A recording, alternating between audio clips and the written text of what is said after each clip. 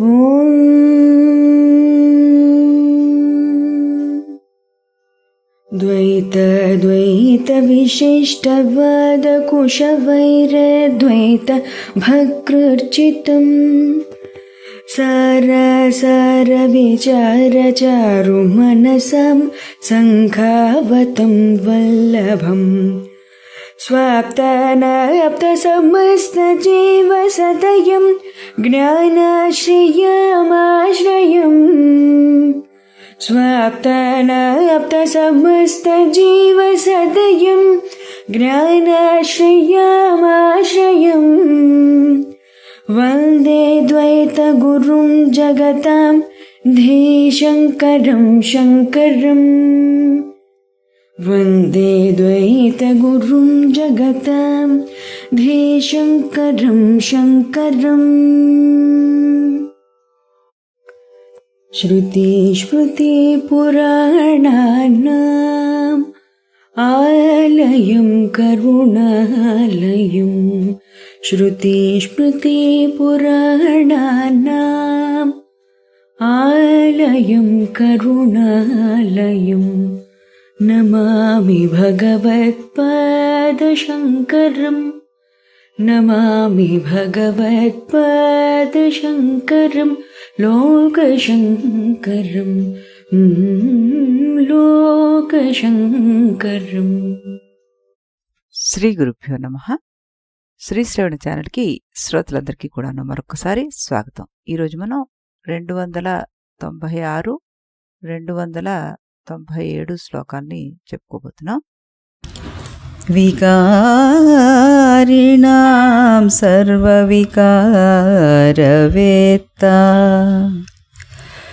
నిత్యో వికారో భవితుం సమర్హతి మనోరథస్వప్నసుషుప్తిషు స్ఫుటం పునః పునఃదృష్ట్వమసత్వమేతయోః.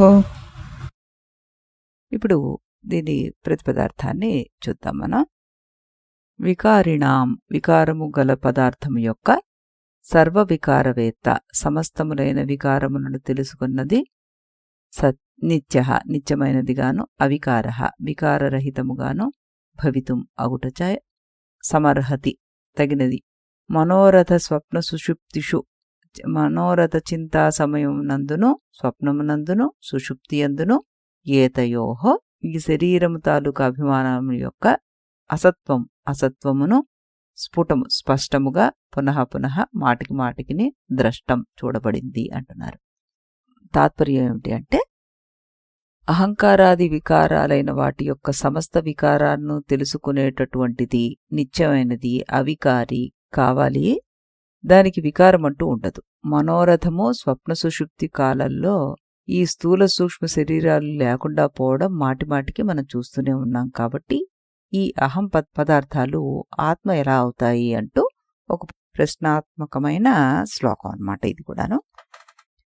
అంటే మార్పులకు లోబడే వాటి సమస్త వికారాలు తెలిసినవాడు తప్పకుండా నిత్య నిర్వికారి అయి ఉండాలి కదా. మనోరథము స్వప్న సుషుప్తి అనే అవస్థలు మనస్సు మొదలైన వాటికి అసత్యత్వం స్థిరత్వం లేకపోవడం మళ్ళీ మళ్ళీ మనకి ఇక్కడ స్పష్టంగా కనబడుతోంది కదా అంటూ మనం అర్థం చేసుకోవాలన్నమాట. ఇక్కడ కూడాను శంకరాచార్యుల వారు యుక్తిని ఉపయోగించి మీరు తెలుసుకోండి, తర్కాన్ని ఉపయోగించి తెలుసుకోండి అంటూ చెప్తున్నారు. ఒక విషయం గమనించండి, మారుతున్న దాన్ని తెలుసుకోవడానికి తెలుసుకునేవాడు మారకుండా ఉండాలి కదా. రైల్లో కూర్చుని ఉన్నవాడికి పక్క రైలు కదులుతోందా తన రైలు కదులుతోందా అన్న సందేహం వస్తుంటుంది. కానీ నేలపై నిలబడి ఉన్నవాడికి ఏది కదులుతోందో స్పష్టంగా తెలుస్తుంది. అలాగే శరీరం మారుతోంది, మనస్సు మారుతోంది, భావాలు మారుతున్నాయి, ఆలోచనలు మారుతున్నాయి. కానీ ఈ మార్పులన్నింటినీ గమనిస్తున్న ఒక స్థిరమైన సాక్షి ఎవడైతే ఉన్నాడో అతనే ఆత్మ. సర్వవికారవేత్త అంటే మార్పులన్నింటినీ తెలిసినవాడు. అతడు స్వయంగా మార్పుకు లోబడితే మార్పును గమనించలేడు కదా. అందువల్ల అతడు నిత్యుడు నిర్వికారుడు అయ్యుండాలి అంటూ చెప్తూ ఇక్కడ భగవద్గీతలో మనకి 25వ శ్లోకం 2వ అధ్యాయంలో ఏం చెప్తారంటే అవ్యక్తః అయం అచించః అయం అవికార్యః అయం ఉచ్యతే తస్మాత్ ఏవం విదిత్వా ఏనం న అనుశోచితం అర్హసి అంటారు. అంటే ఈ ఆత్మ అవ్యక్తము, అచింత్యము, అవికారి అని అన్ని శాస్త్రాలు చెప్తున్నాయి. అందువల్ల నువ్వు ఈ ఆత్మస్వరూపాన్ని గ్రహించి దుఃఖాన్ని పరిత్యజించు అంటూ అర్జునుడికి కృష్ణ పరమాత్మ బోధిస్తాడు. ఇక్కడ మనం ఈ శ్లోకాన్ని కూడాను కొంచెం అర్థం చేసుకుందాం, అర్థం చేసుకోవడానికి ప్రయత్నం చేద్దాం. భగవద్గీతలో మనకి ఈ శ్లోకంలో అవ్యక్తం అంటే ఇంద్రియాలకు అందనిది, ఇంద్రియ అగోచరము. 5 ఇంద్రియాలు ఏమిటి మనకి? శబ్ద స్పర్శ రస రూప గంధాలు. కానీ ఆత్మ ఏమిటి? అశబ్దం అస్పర్శం అరూపం అవ్యయం తదా అరసం నిత్యం అగంధ వచ్చయత్ అంటారు. అంటే ఆత్మ శబ్ద స్పర్శ రూపరసగంధాలు అందదు. ఈ 5 లక్షణాలు పంచభూతాలకు చెందినవి. ఆత్మ వస్తువు కాదు కాబట్టి, పంచభూతాలతో చేయబడలేదు కాబట్టి ఆత్మను చూడలేము. అందువల్ల ఆత్మ అవ్యక్తం అంటుంది కఠోపనిషత్తు మనకి. అచింత్యం అన్నారు ఇందులో. ఆత్మను నేను చూడలేకపోతే ఆత్మ గురించి ఆలోచన కూడా చేయలేను. అనుమాన ప్రమాణాలు కూడాను ప్రత్యక్ష ప్రమాణం మీదే ఆధారపడి ఉంటుంది. అనుమాన ప్రమాణం అంటే తర్కం, అంటే మనసుకు కూడా ఇది అందదు. నా తత్ర చక్షుర్గచ్చతి నా వాక్ గచ్చతి నో మనః అంటారు. అది కేనోపనిషత్తు మాట. అంటే ఆత్మ గురించి ఆలోచించలేము, ఎందుకంటే ఆత్మ మనస్సుకు కూడా అందదు. అయితే ఆత్మ ఏమిటి మరి? ఆత్మ ఎన్నటికీ ఆబ్జెక్ట్ కాదు మనకి, ఎప్పటికీ subject. Ever the experiencer never the experienced అంటారు. ఎప్పటికీ అనుభవించే నేను అది ఎన్నటికీ అనుభవించబడే వస్తువును కాను అంటూ. తర్వాత మనకి ఆత్మ గురించి అవికార్య అంటారు, వికారాలు లేనిది అంటూ చెప్తారు. ఈ లక్షణాలన్నీ ముందు చూసినవే మనకి. ఆత్మకు శరీరానికి ఉండే షడ్వికారాలు లేవు అంటాం. అప్పుడు ఏమవుతుంది మనకి? అవ్యక్తము అచింత్యము అయినది అప్రమేయం అవుతోంది కదా. ఇక్కడ అప్రమేయం అన్న పదాన్ని మనం ఎన్నోసార్లు చెప్పుకోవడం జరిగింది. అంటే దానికి ఏ ప్రమాణము లేదు, ఏ రకంగానూ దాన్ని కొలవలేము. అందువల్లే కృష్ణ పరమాత్మ ఇక్కడ ముగించారు దీన్ని. ఆత్మ గురించి తెలుసుకున్నాడు ఇప్పుడు అర్జునుడు. ఏమని? భీష్ముడు ఆత్మ, ద్రోణాచార్యుడు ఆత్మ, అర్జునుడు ఆత్మ. ఆత్మను చంపలేరు, అందువల్ల తాను దుఃఖించవలసిన అవసరం లేదు. తస్మాత్ ఏవం విదిత్వా అన్నారు అక్కడ. అంటే ఆత్మ గురించి స్పష్టంగా తెలుసుకున్నాక, అంటే ఆత్మ చంపదు, చంపబడదు. ఏం చేయాలి మరి? శోచితుం నా అర్హసి, నువ్వు దానికోసం ఏమీ శోకింపకూడదు. ఎవరి మరణానికి దుఃఖించకు. దుఃఖించినంత మాత్రాన మరణించిన శరీరం తిరిగి రాదు. శాశ్వతమైన ఆత్మ మరణించదు కాబట్టి నువ్వు దుఃఖించాల్సిన అవసరమే లేదు. ఇదే సత్యం. ఈ సత్యాన్ని సత్యంగా నువ్వు తెలుసుకో అంటూ గతాసూంచ నాను శోచంతి పండితాహ అంటారు. పండితులైన వారు శోకించరయ్యా. ఈ విషయాన్ని నువ్వు అర్థం చేసుకుంటే నువ్వు కూడా పండితుడివే. అలాంటప్పుడు ఇంకా దుఃఖం దేనికి? దుఃఖించడం వెర్రితనం, అజ్ఞానం, మోహం అంటూ ఆయన చెప్పారనమాట. ఇక్కడ కూడా మనం ఇప్పుడు ఈ శ్లోకాన్ని చెప్పుకోవడంలో అర్థం ఏమిటంటే, ఆత్మ అవ్యక్తుడు, అచించుడు, అవికారుడు అంటూ చెప్పుకున్నాం కదా.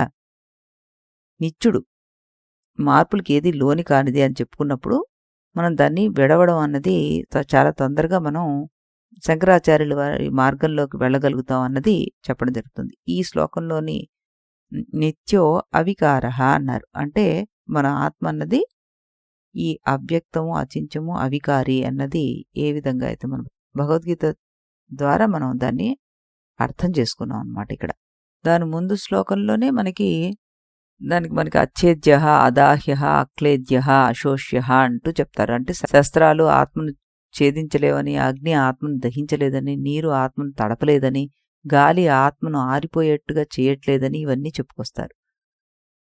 ఇంకా ఏమన్నారు? సర్వగత అన్నారు. నేను శాశ్వతమే కాదు, సర్వవ్యాపకం కూడా. అంటే దేశ పరిమితి కూడా లేదు, కాల పరిమితి కూడా లేదు నాకు అంటూ చెప్పారు. స్థాణుహు అని కూడా చెప్తారు అందులో. అంటే మార్పు లేనటువంటి అచల, సనాతనము, ఇవన్నీ కూడా చెప్పడం జరుగుతుంది మనకి. అంటే అచలం అంటే కాలపరిమితి లేనిదని, సనాతనం అంటే ఎప్పటికీ తాజాగా ఉండేది. ఇలాంటిదన్నీ ఉన్నదే సాక్షిగా ఉండగలుగుతుంది. ఇక్కడ మనకి శంకరుల వారు కూడాను దాన్నే చెప్పడం జరుగుతుంది అన్నమాట. ఆ తర్వాత మనకి ఉపనిషత్తు వాక్యం ఎప్పుడు చెప్పుకునేది ఆత్మకు జననం లేదు, నా జాయతే మ్రియతేవా అంటూ చెప్పుకుంటాం కదా. ఈ రకంగా మనం ప్రతి దాన్ని మనం మళ్ళీ మళ్ళీ తలుచుకుంటూ అది ఎంత ప్రామాణికం, కాబట్టి అదేమిటో ఆ ప్రామాణికంగా చెప్పబడిన సాక్షి ఏంటి అని వెతకాలి అంటూ చెప్తున్నారన్నమాట ఇక్కడ. సాక్షి విభు పూర్ణ ఏకో ముక్తశ్చిదక్రియ అంటారు. అంటే ఆత్మ సాక్షి, సర్వవ్యాపి, పూర్ణుడు, అక్రియుడు. అతడు కేవలం చూస్తాడు, మార్పులకి లోబడడు. మనోరథ స్వప్న సుషుప్తి విశ్లేషణ గురించి వస్తే శంకరాచార్యుల వారు మనోరథం, మనస్సులో ఒక ఊహ వచ్చింది, కొద్దిసేపటికి పోతోంది, అది నిజమా? లేదు. స్వప్నం, రాత్రి స్వప్నంలో కొత్త ప్రపంచం కనిపించింది, లేచిన వెంటనే అది లేదు. సుషుప్తి అవస్థ, గాఢ నిద్రలో మనస్సు కూడా లేదు, స్వప్నం కూడా లేదు, కానీ మనం ఉన్నాం. అంటే మనస్సు వస్తోంది, పోతోంది, సాక్షి మాత్రం ఉంటున్నాడు. అందుకే మనస్సు కూడా నువ్వు కాదు. ఆకాశంలో మేఘాలు వస్తాయి వెళ్ళిపోతాయి అంటూ చెప్పుకున్నాం కదా. వర్షం వస్తుంది పోతుంది, గాలి వస్తుంది పోతుంది, కానీ ఆకాశం మారదు.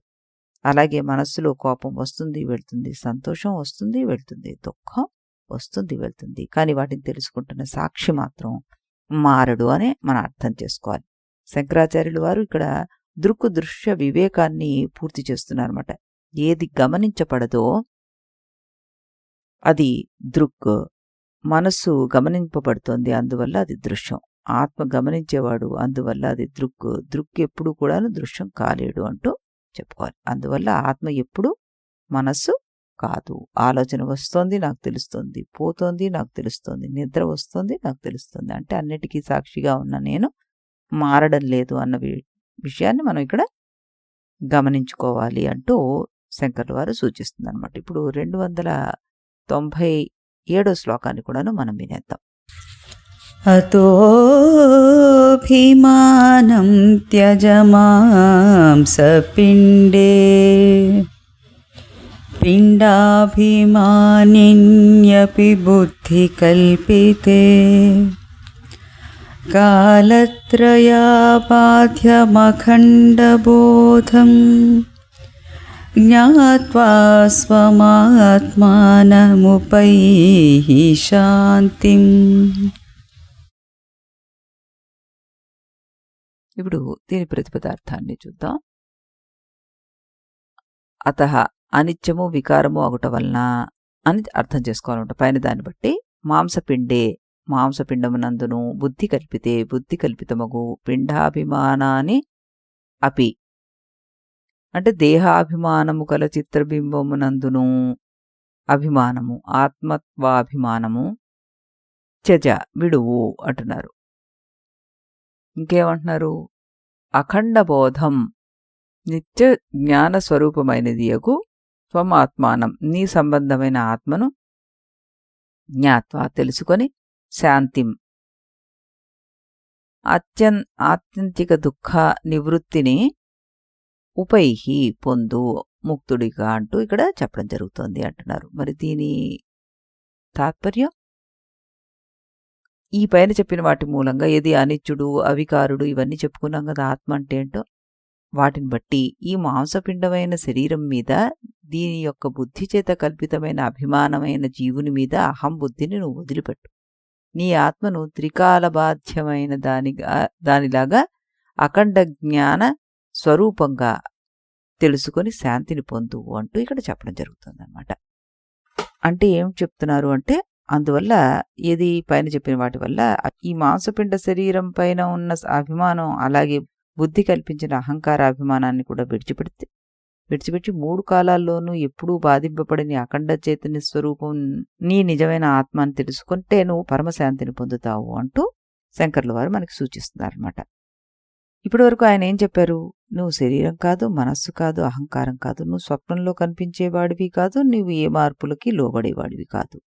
ఇప్పుడు అయితే ఇక ఈ దేహాభిమానం ఎందుకయ్యా నీకు అంటూ మన అడుగుతూ, మనిషి జీవితంలో ఉన్న భయము, దుఃఖము, అసూయ, మోహం అన్నీ ఒకే మూలం నుండి పుడతాయి. అది శరీరమే. ఈ శరీరమే ఉద్దేశపూర్వకంగా ఆయన మాంసపిండం అంటూ పిలుస్తున్నారనమాట. ఎందుకంటే మనం దానిపైన పెంచుకున్న మోహం తగ్గాలి కాబట్టి. అందమైన పాత్రలో పాలు పోస్తే పాత్రను మాత్రమే చూస్తూ పాలను మరిచిపోతే ఎలాగా? అలాగే ఆత్మను మరిచి శరీరంపైనే మమకారం పెంచుకోవడం అజ్ఞానం. విహాయ కామాణ్యః సర్వాన్ పుమాంశ్చరతి న నిస్పృహ నిర్మమో నిరహంకార స శాంతిమధిగచ్చతి అంటూ మమకారాన్ని అహంకారాన్ని విడిచిన వాడే శాంతిని పొందుతాడు అంటూ చెప్తున్నారనమాట. అభిమానం త్యజ ఉపైహి శాంతిం అన్నదాన్ని మనం భగవద్గీతలో చెప్పిన శ్లోకంతో చక్కగా వ్యాఖ్యానించుకోవచ్చు. యో అంతః సుఖో అంతరామః తదాంతర్జ్యోతిరేవ యః స యోగి బ్రహ్మనిర్వాణం బ్రహ్మభూతో అధిగచ్చతి అంటారు. లోపలే ఆనందాన్ని పొందినవాడు బ్రహ్మనిర్వాణాన్ని పొందుతాడు అంటూ చక్కగా చెప్పుకోవచ్చు. అతడు ఆత్మంలో స్థిరపడిపోతాడు అంటూ భగవద్గీత శ్లోకం మనకి దృఢపరుస్తుంది. అప్పుడు చాందోగ్యం ఏం చెప్తుంది మనకి? ఈ సమస్తానికి ఆధారమైన సత్యమే నీ ఆత్మ అంటూ స ఏషోణిమైతదాత్మ్యమిదం సర్వం తత్సత్యం స ఆత్మ తత్వమసి శ్వేతకేతు అంటూ చెప్పిన ఆ వాక్యాన్ని మళ్ళీ మనం గుర్తు చేసుకుంటే, ఈ సమస్తానికి ఆధారమైన సత్యం నీ ఆత్మే. నేహ నానాస్తి కించన అంటుంది బృహదారణ్యం. ఇక్కడ ద్వైతం ఏమాత్రం లేదు అంటూ. రామకృష్ణ పరమహంస గారు కొబ్బరికాయలో నీరు ఉన్నంత వరకు గుజ్జు చిప్పకు అంటుకునే ఉంటుంది, నీరు ఎండిపోయిన తర్వాత గుజ్జు వేరైపోతుంది అంటారు. అలాగే అజ్ఞానం ఉన్నంత వరకు ఆత్మ శరీరంతో కలిసిపోయినట్లుగా అనిపిస్తుంది. జ్ఞానం వచ్చిన తర్వాత ఆత్మ శరీరానికి అసంగమని స్పష్టం అవుతుంది. ఇది మన చక్కటి ఉదాహరణ కింద చెప్పుకోవచ్చు. కాలత్రయ బంధం అనే దానికి గూఢార్థం ఏమిటి మనకి అంటే, గతంలో ఉంది, ఇప్పుడు ఉంది, భవిష్యత్తులో కూడా ఉంది. అదే నిజమైన సత్యం. శరీరం అలాంటిదా? కాదు. మనస్సు కాదు. స్వప్న ప్రపంచము అలాంటిది కాదు. అయితే ఇప్పుడు ఉన్నది ఏమిటి? నేను ఉన్నాను అనే చైతన్య ఎరుక. అదే అఖండ బోధము అన్నమాట. బంగారంలో మనం ఉంగరము, హారము, కంకణం చేస్తాం, కానీ బంగారం మారిందా? దాని అసలు వస్తువు బంగారం అలాగే ఉందన్నమాట. అలాగే మనం బాల్యం, యవ్వనం, వృద్ధాప్యం, జాగ్రత్త, స్వప్న, సుషుప్తి అన్నీ మారుతాయి, కానీ సాక్షి చైతన్యం ఎప్పటికీ మారలేదు. స్థూల శరీరాభిమానము అంటే శంకరాచార్యుల వారు ఇక్కడ 2 అభిమానాలను విడిచిపెట్టమంటున్నారు. ఏంటి? స్థూల అభిమానము, సూక్ష్మాభిమానం. స్థూలము అంటే నేను శరీరం అనే అభిమానము, సూక్ష్మం అంటే నేను ఈ మనస్సు అనే అహంకారం. ఈ 2 పోతే అఖండ చైతన్యం మిగులుతుంది అంటూ చక్కగా దీనికి అర్థం మనం చెప్పుకోవచ్చు అనమాట. అది నువ్వని తెలుసుకో అంటూ ఆయన మనకి మళ్ళీ చెప్తున్నారు. ఈ అహాన్ని ఎలా వదల్చాలో చూపిస్తున్నారు ఆయన. అహంకారం అంటే ఏమిటి అన్నదాన్ని చూపిస్తున్నారన్నమాట. అహంకారం అంటే నువ్వంటే ఆత్మ, ఏదైతే సాక్షో అదే నువ్వు, అంతేగాని మనం అనుకుంటున్నటువంటి ఈ శరీరం అనే అహంకారం కాదు అంటూ ఇక్కడ అర్థం చేసుకోవాలన్నమాట. ఈరోజు కొంచెం మనం ప్రొలాంగ్ చేసి చెప్పుకోవడం జరిగింది. చక్కగా అర్థం చేసుకోవడానికి ప్రయత్నం చేస్తున్నాం. మళ్ళీ మనం రేపు ఇదే సమయానికి ఇదే ఛానల్లో మరో 2 శ్లోకాలతోటి కలుద్దాం. అంతవరకు సరే. इति गुरुवाक्यम् इति गुरुवाक्यं विधि वेदान्तं विदितारकमिति ब्रह्ममु इति गुरुवाक्यं विधि वेदान्तं विदितारकमिति